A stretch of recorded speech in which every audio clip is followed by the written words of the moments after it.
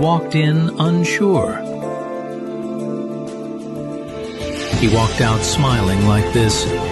That's the power of non-surgical hair fixing. Instant, natural, confidence boosting. Visit your nearest branch.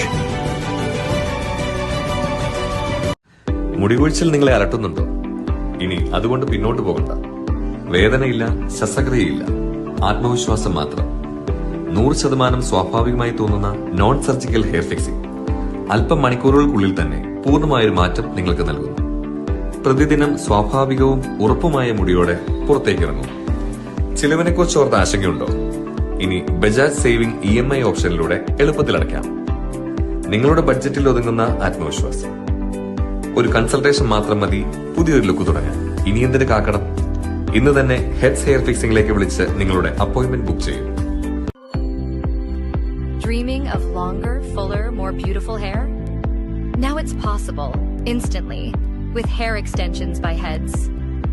Crafted from 100% natural-looking, premium-quality hair, our extensions blend seamlessly with your own, adding volume, length, and life to your style. Whether you want to enhance your everyday look or glam up for something special, Heads hair extensions make confidence effortless. Heads, because your hair deserves the best. മുടി കൊഴിച്ചിൽ നിങ്ങളെ അലട്ടുന്നുണ്ടോ? ഇനി അതുകൊണ്ട് പിന്നോട്ട് പോകണ്ട. വേദനയില്ല, ശസ്ത്രക്രിയയില്ല, ആത്മവിശ്വാസം മാത്രം. 100% സ്വാഭാവികമായി തോന്നുന്ന നോൺ.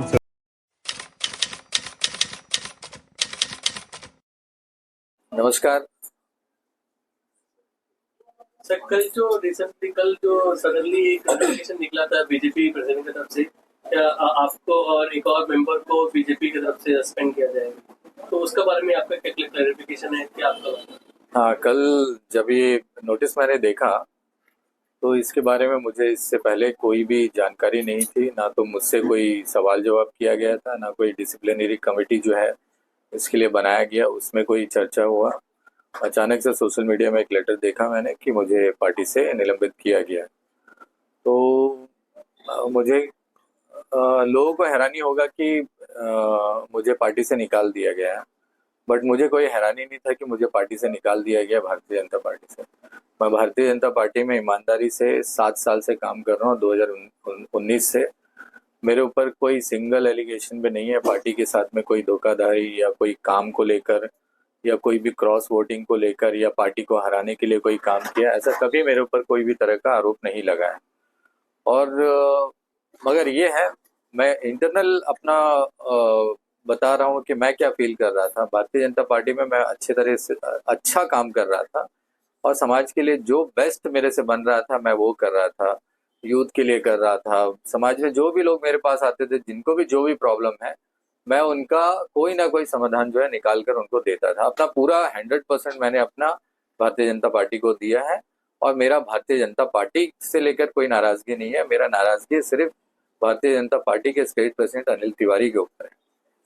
अनिल तिवारी जी ने 2 दिन पहले मुझे कॉल किया. कॉल करके बोले कि नियामत भाई, मैंने आपको अगर ऑडियो चाहिए भी तो मैं दे दूंगा, कि मुझे रात को मैं एक शॉप पे खड़ा होकर कुछ परचेसिंग कर रहा था, तो मुझे कॉल किया कि ऐसा मुझे बहुत दुख हुआ है. मैं जिसको दिल में बैठा के रखा था, अभी पता चला है, मैंने दिल्ली में बोला कि यहाँ से चीफ सेक्रेटरी और DC हमें जो है ये नहीं दे रहा था, तो मैंने दिल्ली से फ़ोन करवा कर जो है DC को और चीफ सेक्रेटरी को और SDM जो हमारे म्यूनसिपल के सेक्रेटरी है, तो उनको, मतलब उनका बोलने का मतलब ये है कि जो बैलेट बॉक्स है और जो बैलेट पेपर है वो वोटिंग के बाद सील हो जाता है.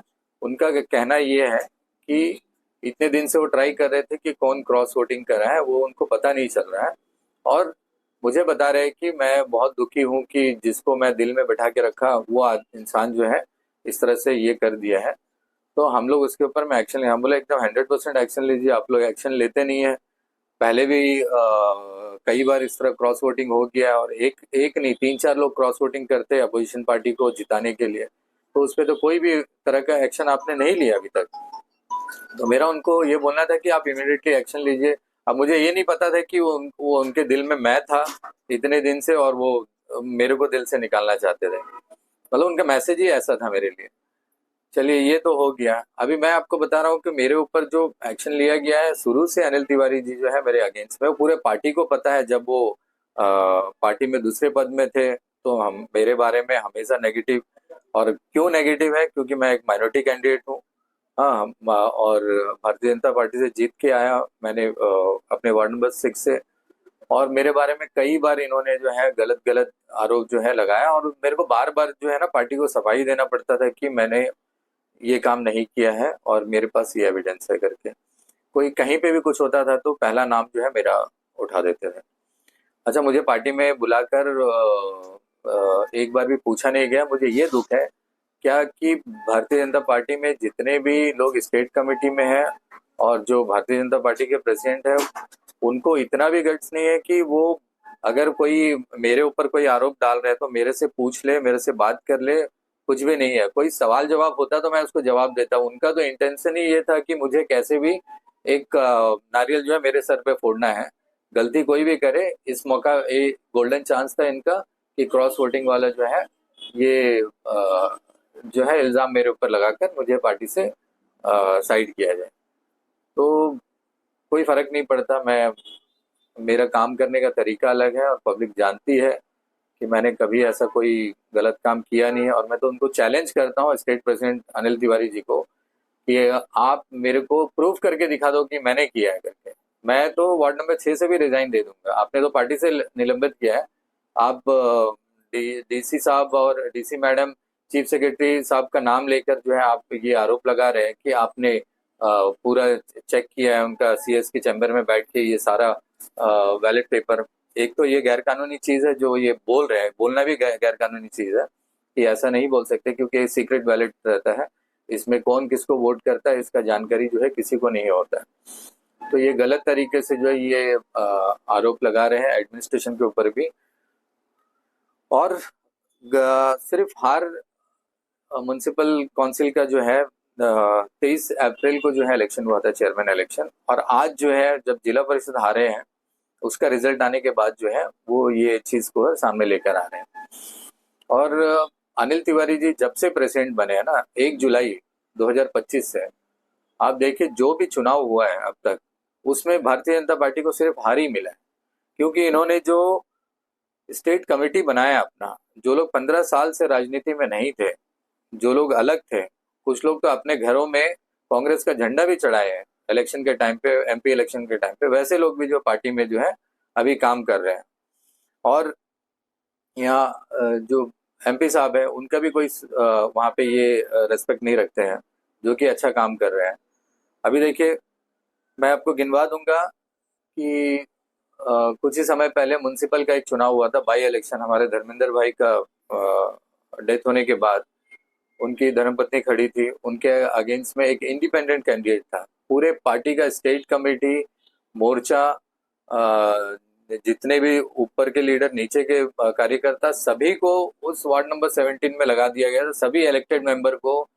और सारा सपोर्ट देने के बाद भी अनिल तिवारी जी के लीडरशिप में एक इंडिपेंडेंट कैंडिडेट जो है बीजेपी को हराता है। इससे बड़ा शर्म का बात तो अनिल तिवारी के लिए कुछ भी नहीं है।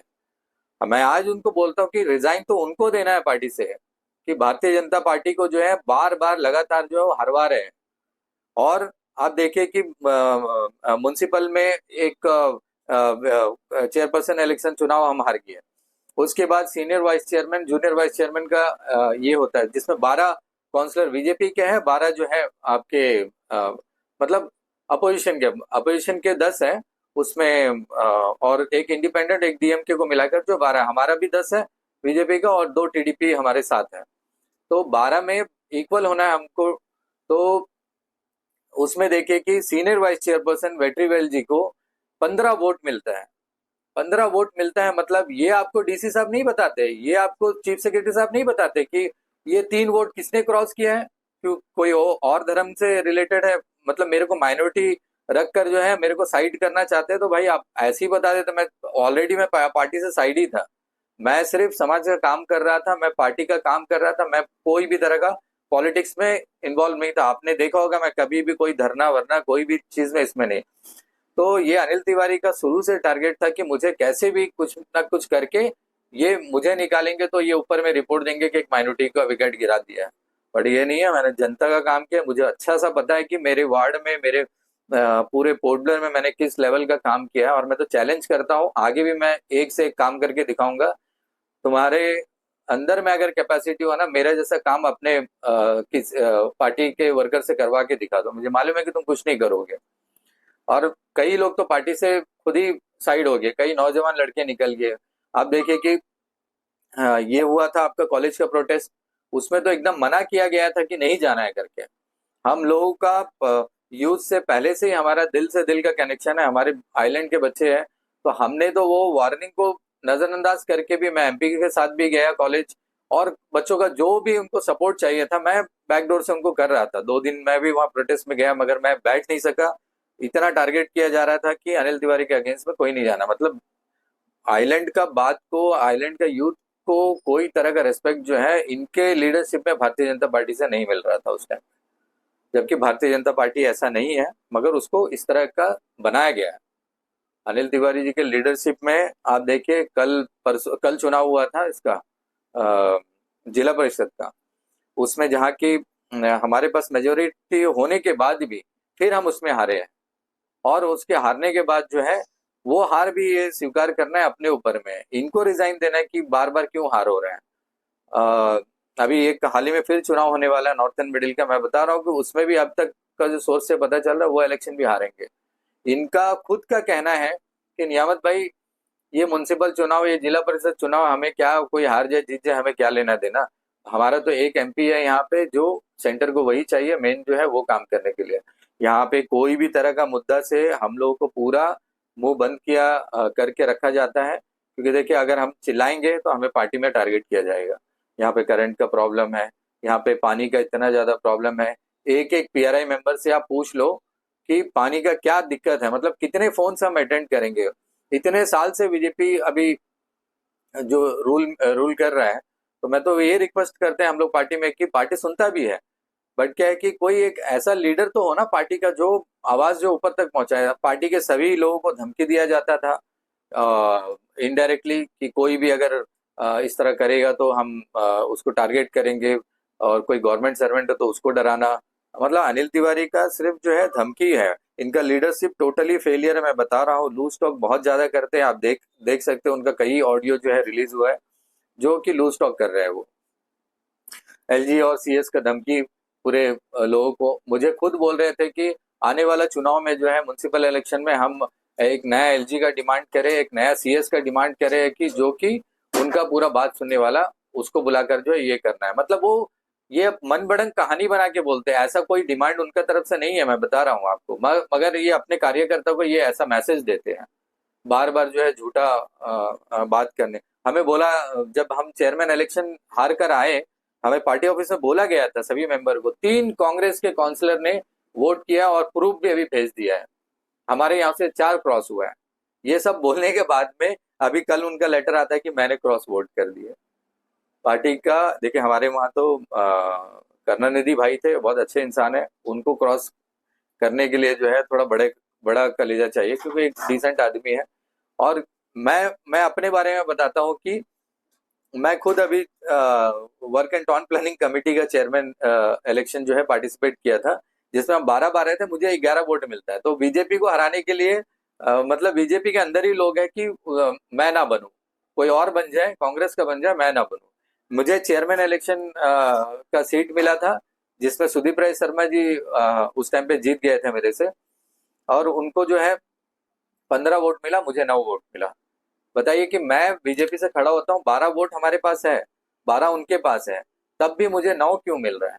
क्योंकि अंदर से ही अनिल तिवारी जैसे लोग जो है माइनॉरिटी कैंडिडेट को हराने के लिए जो है कुछ लोगों को कॉन्फिडेंस में लेते हैं और ये गलत काम करवाते हैं मेंबर से। तो मैं यही कहना चाहता हूँ कि अनिल तिवारी जी टोटली फेलियर है उनका लीडरशिप, उनको तो पहले रिजाइन देना चाहिए भारतीय जनता पार्टी से। और मैं तो बता रहा हूँ, अनिल तिवारी जी तो एक लेटर बना के छोड़ दिए है, अब तो मेरा तो फाइट तो है अनिल तिवारी से है।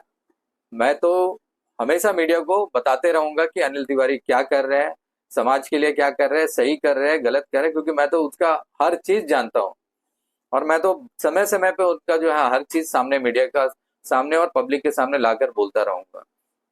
और कोई सवाल है आपसे तो आप मेरे से पूछ सकते हैं। आपने जैसा बोला कि बैलेट बॉक्स को लोग टेम्पर करेगा कि हाँ, सीएस ऑफिस का हाँ, सीएस हाँ। सर का भी आपने नाम लिया, जी, जी, डीसी जी। सर मैडम का भी नाम जी, लिया। डीसी मैडम जो हमारी रिटर्निंग ऑफिसर थी। हाँ, ये तो टोटली लीगल बोलते नाम ही इसका तो नहीं होगा। हाँ, ये तो पार्टी के अंदर में हम लोगों को बैठा के इस तरह से बोला जाता है, ठीक है। और अभी जो बात सुनने में आ रहा है, ये सब जो है अफवाहें जो फैला रहे हैं मार्केट में, और उनसे जो भी बात कर रहा है ये वहाँ एडमिनिस्ट्रेशन का ही नाम ले रहे हैं। तो इसमें अल्टीमेटली हम लोग का ऑफिशियल्स का भी नाम आ रहा है, तो जैसा आपने देखिए, मैं आपको प्रूफ दिखा दूंगा कि मैंने वोट किया है कि नहीं किया, बट ये चीज मैं पब्लिकली नहीं दिखा सकता, क्योंकि ये एक सीक्रेट वोटिंग होता है और ये गलत है। अगर मैं आपको दिखाऊं मीडिया को कि ये प्रूफ करूं, तो ये मेरे लिए गलत हो जाएगा और ये वोटिंग का भी जो है वायलेशन है। अटल फाउंडेशन में आपने बहुत सारा काम किया है सर। हमारे अंडमान निकोबार द्वीप समूह के जो यूथ्स हैं उनके लिए बहुत ज्यादा काम किया आपने। तो कहीं ना कहीं आपको नहीं लगता कि जो पार्टी के जो लोग हैं वो आपसे कहीं ना कहीं जलते हैं कि आप इतना अच्छा काम कर रहे हैं, आपने काफी अचीवमेंट हासिल किया है, और जैसा आपने बताया कि आप माइनॉरिटी कम्युनिटी जो है कैंडिडेट है, तो हमारे द्वीप समूह में जो है मुसलमान हो, हिंदू हो, जो भी धर्म हो, भाईचारा बहुत टॉप पे है। तो आपको नहीं लगता कि कहीं ना कहीं ये जो है भाईचारा को तोड़ने की कोशिश कर रहे हैं? देखिए, मैं माइनॉरिटी का एक सिंगल लीडर हूँ, मतलब मुझे माइनॉरिटी में मैं कोई पोस्ट में नहीं हूँ, मगर as a Bharatiya Janata party में मैं एक मुस्लिम कैंडिडेट जो माइनॉरिटी से मैं ही हूँ। और मेरा काम करने का तरीका आप सभी ने देखा है, और मैं अटल बिहारी वाजपेयी जी के नाम से लगातार काम कर रहा हूँ।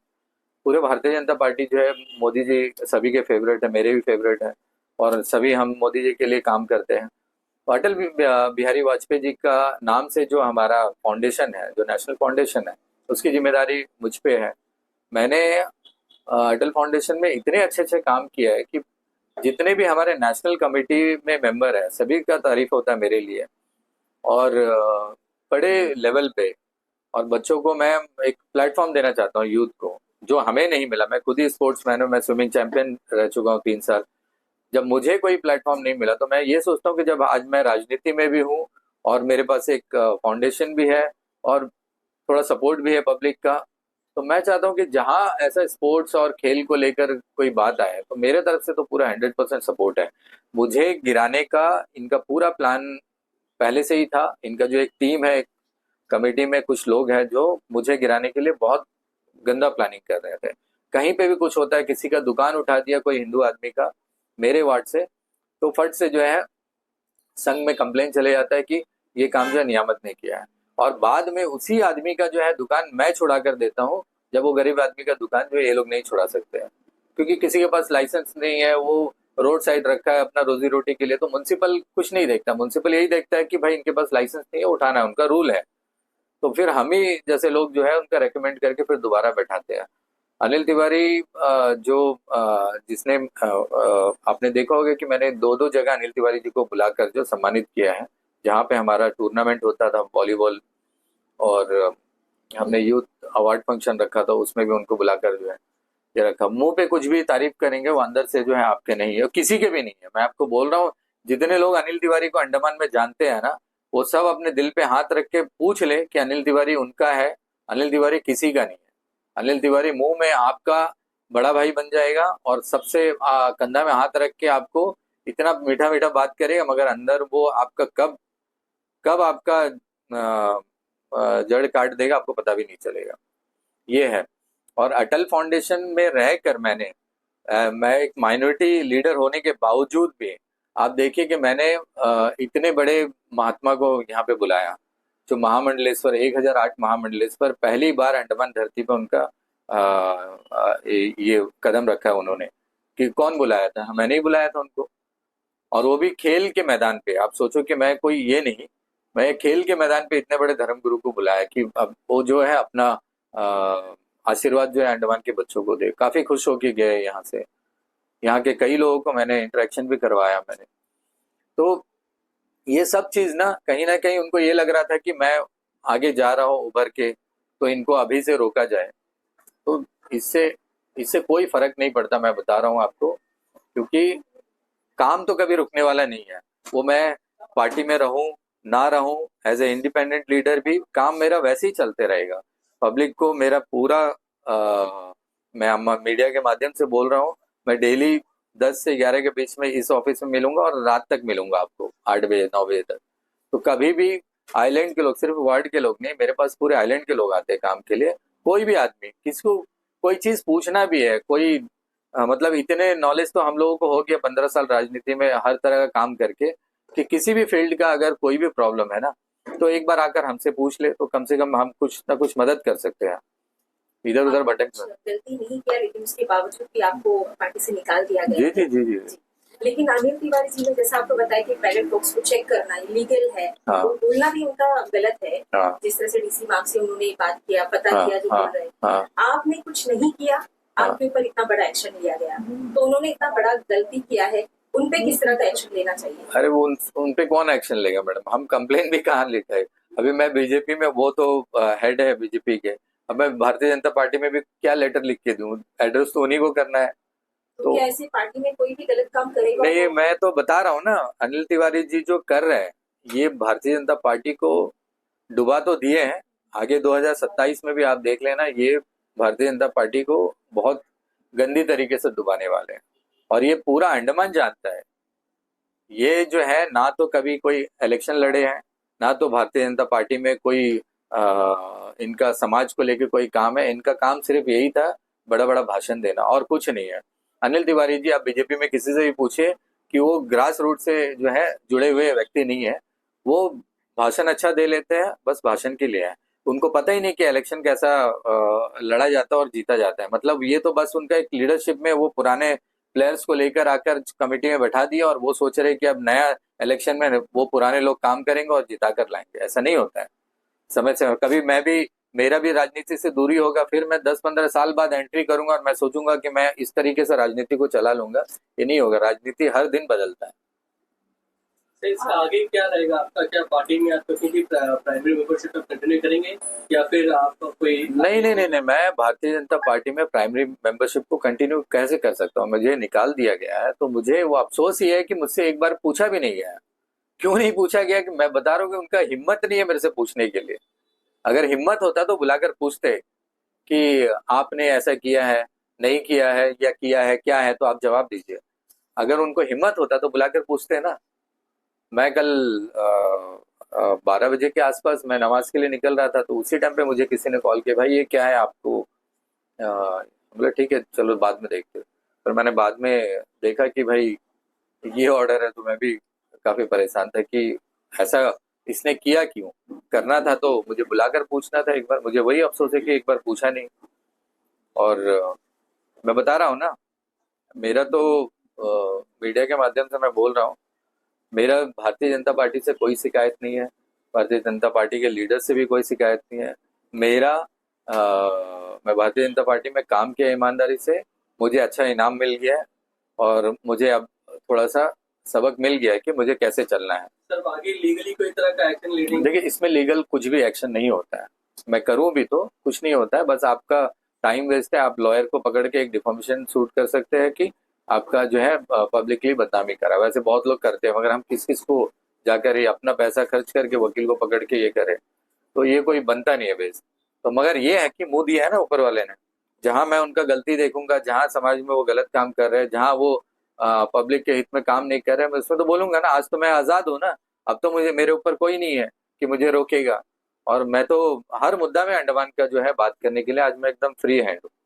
सर जैसा आपने बोले चीफ सेक्रेटरी सर का भी आपने नाम लिया था, तो क्या आगे का दिन में आप सर से चीफ सेक्रेटरी से बात करें? क्या आपका नाम लेके एक तरह का? मैं चीफ सेक्रेटरी साहब से मिलके भी कभी ये बोलूं तो ये भी कोई बेस नहीं बनता है ना।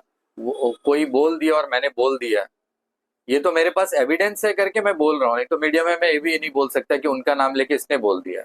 मेरे पास उनका कॉल रिकॉर्ड है कि वो जो जैसे बात कर रहे हैं उसमें क्लियर आपको पता चल जाए कि वो इस तरीके से जो है ये ब्लेम कर रहे हैं एडमिनिस्ट्रेशन को, चीफ सेक्रेटरी साहब, डीसी मैम को, कि ये लोग सब मिलकर जो है इनको बताए हैं, सब कुछ खोल कर दिखाया। मतलब उनका कहना यही है। तो मैं इसको कोई ये नहीं मानता उसको। और मुझे नहीं लगता कि एडमिनिस्ट्रेशन में इतने हायर रैंक के ऑफिसर जो है ऐसा कोई गलत काम करेंगे भी। अमित जी, आप जो है टीडीपी छोड़कर बीजेपी से जुड़े थे, जबकि टीडीपी और बीजेपी अलायंस में है। आपको लग रहा है आज जो डिसीजन आपके ऊपर लिया गया है, आपको लग रहा है जो एक्शन हुआ है, सॉरी, कोई रियलाइजेशन हो रहा है कि शायद नहीं छोड़ना चाहिए था, ऐसा कुछ है क्या अभी? नहीं, देखिए, टीडीपी तो आज भी मेरे दिल में है। मेरा जन्म ही तेलुगु देशम पार्टी से हुआ, तो तेलुगु देशम पार्टी का रिस्पेक्ट मेरे लिए हमेशा रहेगा। हम ये करते हैं ना, देखिए कि मैं काउंसलर बनता हूँ, आप किसी भी फील्ड में जाते हैं ना, तो उससे आप लगातार उससे आगे, आप जैसे 1 क्लास में तो आपको 2 में भी जाने का दिल होगा, 3 में भी जाने का दिल होगा, मगर आपको 1 में ही रहते रहते काम करके नहीं होगा। तो मैं एक नेशनल पार्टी में अपना जो है मतलब मेरे लिए चैलेंज था कि बीजेपी से ये वार्ड में कभी भी कोई कैंडिडेट जीता नहीं है, और इस वार्ड में वो चैलेंज एक्सेप्ट करके मैं बीजेपी में गया था, और कुछ लीडर्स मेरे को बीजेपी के अच्छे लगे, तो मैं उनका लीडरशिप में काम करने के लिए एग्री हो गया और मैं गया भी। और बहुत चैलेंज के साथ में मुझे वार्ड नंबर 6 को निकालना पड़ा बीजेपी से खड़ा होकर। तो मुझे तेलुगु देशम पार्टी छोड़ने का गम तो है, मतलब मुझे दुख है कि मैं जब 2019 में तेलुगु देशम पार्टी छोड़ रहा था, मुझे दुख था कि इस पार्टी को बनाने में पहला फाउंडर मेंबर मैं हूं, और मैंने इतना मेहनत किया था, कई हजार लोग इसमें जोड़ दिया था, मैं कई यूथ जो है मेरे साथ बहुत स्ट्रांगली जुड़ गए थे, मगर सबको छोड़ते हुए मुझे फिर दोबारा से जो है इसमें भारतीय जनता पार्टी जुड़कर काम करना पड़ा। मैं आपको, मेरे को भारतीय जनता पार्टी से काम करते वक्त मुझ पे बहुत सारे प्रॉब्लम मैंने फेस किया पार्टी में जुड़ने के बाद, मगर वो सबको मैं अपने काम कर करके ना, वो सब चीज को मैं दबा दिया मैंने। मतलब कि जो लोग मेरे अगेंस्ट में उभर रहे थे, अंदर से मुझे काटने की कोशिश कर रहे थे कि ये बाहर से आया, अभी इतना काम कर रहा है, इसको ये जिम्मेदारी देंगे, ये देंगे, तो मुझे जो भी भारतीय जनता पार्टी ने जिम्मेदारी दी, मैंने जिम्मेदारी के साथ काम किया। मेरे वार्ड में ही भारतीय जनता पार्टी ऑफिस है, आप देखिए कि पहले क्या था वो ऑफिस के सामने, और आज का नज़ारा देखिए कितना खूबसूरत। आपको बस स्टॉप भी इतना पुराना टूटा फूटा इतना सुंदर से बन गया, उनका पार्किंग बना है। ये तो मेरा अपना है ना, मेरा अपना पार्टी है, तो मैं तो अपने एरिया में सारे जगह काम करता हूँ कि मैं अपने एरिया को पार्टी जहाँ पे, उनका भी तो नाम होना है ना कि हमारा। भारतीय जनता पार्टी का ऐसा है कि वो आउटसाइडर्स को जल्दी एक्सेप्ट नहीं करते। लग रहा है कि आप आउटसाइडर थे, इसलिए आपको, इससे पहले भी प्रेसिडेंट रहे हैं लेकिन ऐसा किसी ने नहीं, क्योंकि इससे पहले भी क्रॉस वोटिंग हुआ है, तो लग रहा है कि इन लोग अभी तक आपको डाइजेस्ट नहीं कर सके, एक्सेप्ट नहीं कर तो पाए।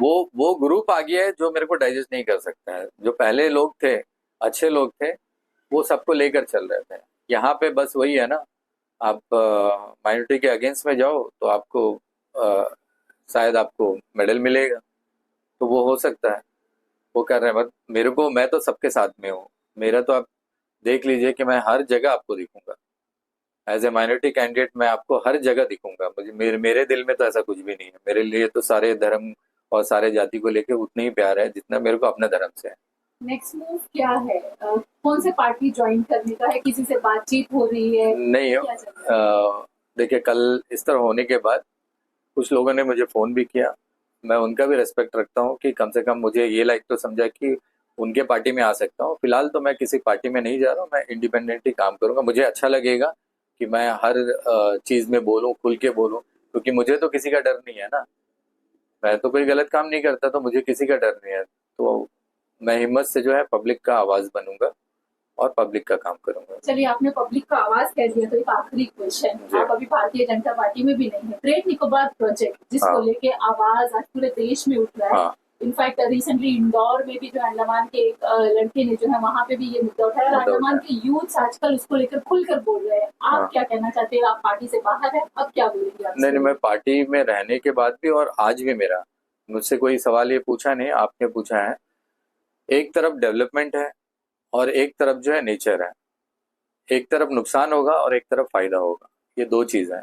तो इसको मैं, नेचर को ख़त्म करेंगे तो हमारी लाइफ प्रॉब्लम में आएगी, हमें हर चीज़ का सामना करना पड़ेगा।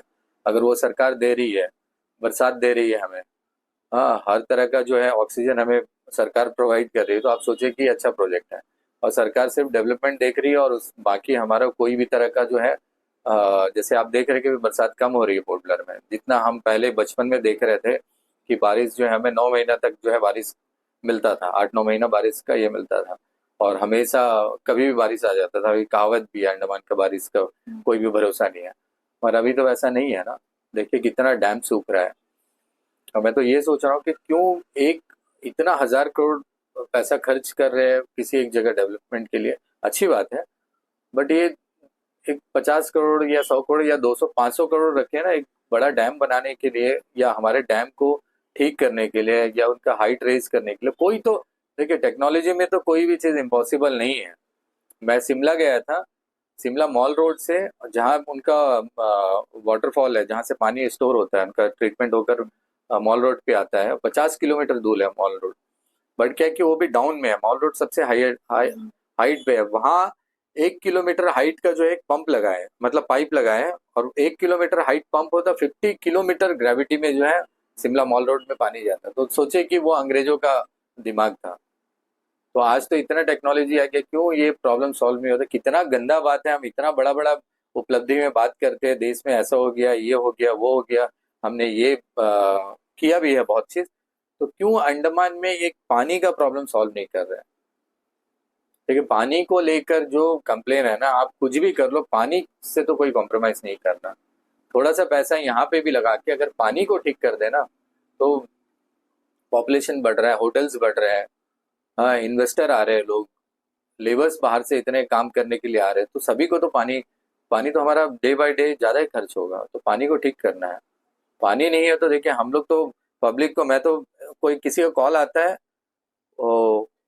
मैं अपने ऑफिसर से बात करता हूँ, पानी का क्या, मैं अपने ग्रुप में डाल देता हूँ कि लोग सुन लेके, हमारे हाथ में कुछ भी नहीं है, हम बस गाली दे सकते हैं, चिल्ला सकते हैं, और हमारे स्टाफ भी क्या करेंगे? उनको पीडब्ल्यूडी पानी देना, पीडब्ल्यूडी को डैम देना है पानी, मतलब डैम से ट्रीटमेंट प्लांट में आना, ट्रीटमेंट, ये तो चलिए दिल्ली का अभी प्रॉब्लम है, तो इसको आवाज तो मैं उठाता रहूंगा। अभी मेरे ऊपर कोई रोक टोक नहीं है, आप किसी भी मुद्दे पे मेरे से बात कर सकते हैं और मैं उस पर जवाब दूंगा। तो पॉलिटिकल से बाहर, मतलब जैसा आपने बोला, पार्टी से बाहर रह के आप बहुत ज्यादा मतलब एक्टिवली आप काम हाँ, मैं बहुत एक्टिव रहूंगा अभी, मुझे बड़ा मजा आएगा काम करने के लिए, और आप देखते रहना।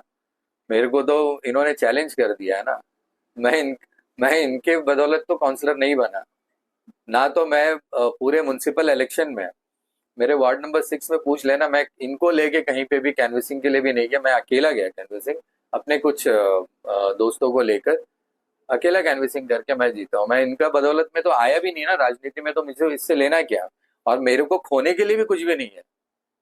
मैं तो एकदम खाली हाथ आया राजनीति में, कोई मेरा बैक सपोर्ट नहीं था, कुछ नहीं, मगर मुझे इज्जत और नाम और सपोर्ट काफी मिला है, उसीलिए मैं जो है कंटिन्यू अपने आप को कर रहा हूँ। मतलब मेरे को भी मजा आ रहा है कि जितना इज्जत बढ़ रहा है, जितने लोग प्यार कर रहे हैं, तो मेरा रिस्पॉन्सिबिलिटी भी बढ़ रहा है और काम भी करने में मजा आ रहा है मुझे इस फील्ड में। एक तरफ मोदी जी विकास का बात करती है, यहाँ के जो अनिल तिवारी जी है अपने भाषण में भी बहुत बोलते हैं कि सबका विकास करना है, लेकिन पार्टी के अंदर ही ये आपसे जिस तरह से आप ऊंचाई पे जाते हैं, लोगों का आप ठीक करते हैं, आपसे ईर्ष्या उनको हुआ और आपको बाहर निकाल दिया गया। देखिए, तो आपको लगता है कि ये लोग यहाँ की जनता के लिए कुछ कर पाएंगे? कुछ और नहीं आपको कर लगता है कि उनको पार्टी में ताला लगा देना चाहिए? कुछ नहीं कर पाएंगे, इनका टारगेट माइनॉरिटी है, तो माइनॉरिटी को टारगेट कर रहे हैं। और मैं बता रहा हूँ कि भारतीय जनता पार्टी में अंडमान में कोई भी माइनॉरिटी कैंडिडेट आगे नहीं जा पाएगा। हाँ, वो कोई पोस्ट में आपको डमी बैठा देंगे, मगर आप कहा, मुझे अगर बैठाते तो मैं उस लेवल का काम करके दिखाता। मुझे देखिए, पार्टी में कोई तरह का पोस्ट नहीं है, मुझे पोस्ट में तब रखा गया था यूथ प्रेसिडेंट में, वाइस प्रेसिडेंट में, यूथ में, जब कुछ लोग अच्छे लोग थे वहां पे, जिनको उम्मीद था कि इन लोग काम करेंगे। आज वैसा कोई लीडर नहीं है जिनको उम्मीद है कि काम करने वाले लोगों को सामने लाएंगे तो उनको डर है कि वो लोग ना आगे चले जाए, इसीलिए रोका जाएगा।